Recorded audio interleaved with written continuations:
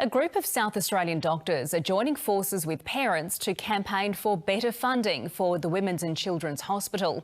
They're calling on the state government to put patient care first and reverse what they describe as chronic understaffing and under-resourcing.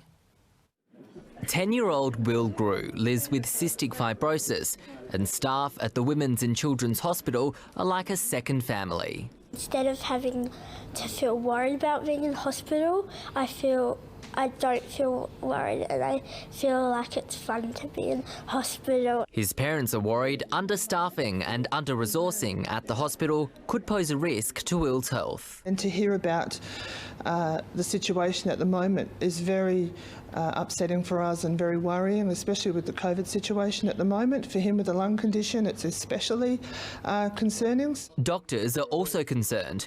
They formed an alliance calling on the state government to increase funding and staff at the hospital. We just have no fat in the system, and so that makes us very vulnerable as a hospital, and therefore makes our patients, the women and children of the state, very vulnerable as well. Professor Svegas says patient care is being sacrificed because there isn't enough money for specialist units like cardiac surgery for children and babies. They need to provide us with the money so that we can do our job well in order to look after the women and children. Right now, with the resources that are there, we've reached a point where it's just impossible to deliver the services that need to be delivered.